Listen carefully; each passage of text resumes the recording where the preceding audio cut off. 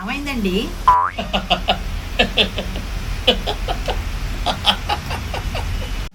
ఏమైందో ముందు చెప్పి తర్వాత నవ్వండి. చెప్తాను కానీ నువ్వు నవ్వు.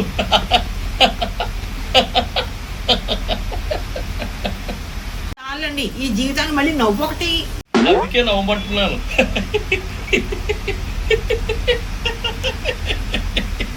అబ్బా, ఇప్పటికే మీకు ఏమైందోనని అపార్ట్మెంట్ అందరూ వచ్చి అడిగి వెళ్ళిపోతున్నారు. అడిగి వెళ్ళిపోయే బదులు వాళ్ళే నమ్మను వచ్చి అంటే నవ్వుకోమను. మీరు ఆల్రెడీ పిచ్చోడు, వాళ్ళని కూడా అవ్వమంటారా? నవ్వమను, అట్లీస్ట్ ఈ రోజైనా అవ్వమను, నవ్వమను.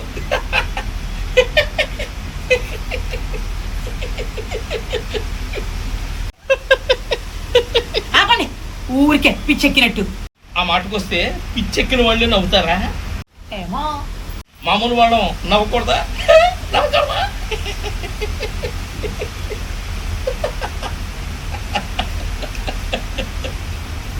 నవ్వచ్చు, దానికి ఒక సమయం సందర్భం ఉండాలంటారు. ఉంది కాబట్టి నవ్వుతున్నాను. ఎవరైనా 1 నిమిషం అవుతారు, 2 నిమిషాలు అవుతారు, పొద్దుటి నుంచి నవ్వుతూనే ఉన్నారు. అసహ్యం వేసేలాగా. అందుకే అన్నారు నవ్వు 4 విధాలు చేయటని. అది ఒకప్పటి మాట. ఇప్పుడు నవ్వితే నవరత్నాలు దొరికినట్టు అన్నది నేటి మాట. దేనికో దేనికేమిటే పిచ్చి మొహమా? నవ్వేవాడు యోగి, నవ్వించేవాడు భోగి, నవ్వనివాడు రోగి అన్నారు జంధ్యాల. మీరు భోగి, నేను రోగిననా? ఆ మాటకొస్తే నువ్వేమిటి? నవ్వని వారెవరైనా రోగులే. ఆల్రెడీ రోగాల బారిన పడున్న వాళ్ళు, కష్టాల కడలిలో ఈదుతున్న వాళ్ళు, ఎందుకురా ఈ జీవితం అంటూ నిరాశ నిస్పృహంతో పుట్టుకు చచ్చిపోయేవాళ్ళు, వీళ్ళందరూ ఇబ్బడి ముప్పడిగా తయారైపోయారు ప్రస్తుతం. ఆ జాబితాలో మీరు ఉన్నారుగా. ఉన్నాను లేకే, కానీ వాటి నుంచి బయటపడడానికి కావాల్సినటువంటి ఔషధం ఉంది చూసావు ప్రస్తుత కాలంలో, అది ఒక్క నవ్వు మాత్రమే. అది ఔషధం ఎలా అవుతుందండి? ఆ మాటకొస్తే మెడిసినే కాదు, అది టానిక్, టాబ్లెట్ అన్నీ కూడాను.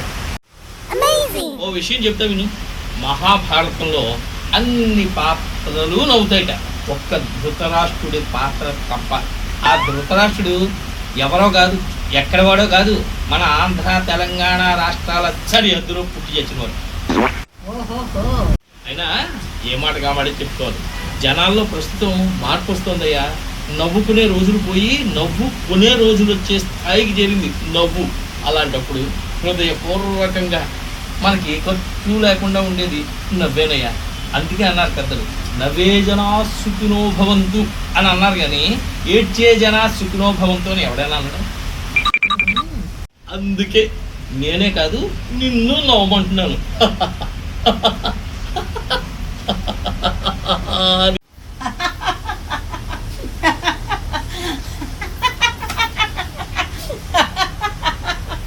అది అలా నవ్వాలి. ఇప్పుడు నువ్వు నాకు నచ్చావు. నచ్చడం నచ్చకపోవడం అన్నది పక్కనే, అసలు ముందు ఇవాళ ఎందుకు నవ్వాలో చెప్పండి. చెప్పంటావా? చెప్తా.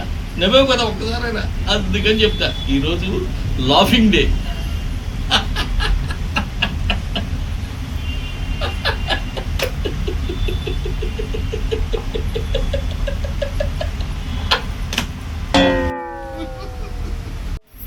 అయినా ఆ మాటకు వస్తే నవ్వుకోవడానికి ప్రత్యేకమైన కారణం అంటూ ఏమీ ఉండదయ్యా. మనసు బాధలో ఉన్నప్పుడు, మనసు కష్టపడినప్పుడు, మనసు శ్రమని కోరుకున్నప్పుడు, ఆ శ్రమ తగ్గాలన్నా, కష్టం తీరాలన్నా, బాధ పోవాలన్నా సంతోషం కావాలి. ఆ సంతోషానికి కేర్ ఆఫ్ అడ్రస్సే ఈ నవ్వు అని మనస్ఫూర్తిగా నవ్వుకునే నవ్వు. బాగా చెప్పారండి. అయినా ఏడుపుకి కారణాలు వెతుక్కోవాలి, కానీ నవ్వుకి కారణాలు ఏమి వెతుక్కోకర్లేదయ్యా. ఆటోమేటిక్గా నీ మనస్సు స్పందించిన ప్రతిసారి అంటూ నవ్వేసుకోవడమే. దేన్నైనా పొదుపు చేయొచ్చు, కానీ నవ్వుని మాత్రం పొదుపు చెయ్యకూడదు. నువ్వు ఎంత వాడుతుంటే, ఎంత నవ్వుతుంటే నూతిలో నీళ్లు ఎలాగైతే ఊరతాయో అలాగే మనలో ఉన్నటువంటి ఆనందం ఊరుతూ ఊరుతూ ఊరుతూ సంతోషంగా ఉంటుంది. అంతకన్నా ఏం కావాలయ్యా మనకి?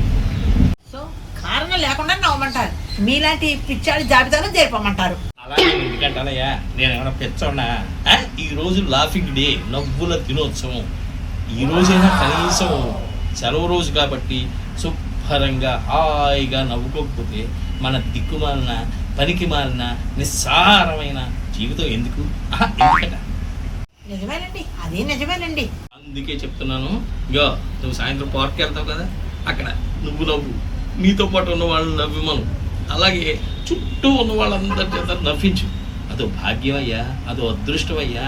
నవ్వటం అనేది ఒక యోగం అయ్యా. నవ్వించేవాడు భోగయ్యా, నవ్వనివాడు చెప్పానుగా రోగి అని. నవ్వు నవ్వు నవ్వు నవ్వు నవ్వు నవ్వు నవ్వు నవ్వు నవ్వు నవ్వు నవ్వు నవ్వు. చూసారుగా ఇప్పటిదాకా అంటూ మిమ్మల్ని నవ్వించే ప్రయత్నంలో ఏడిపించుంటాను. వీడెవడరా బాబు ఇలా దొరికించాడు అని.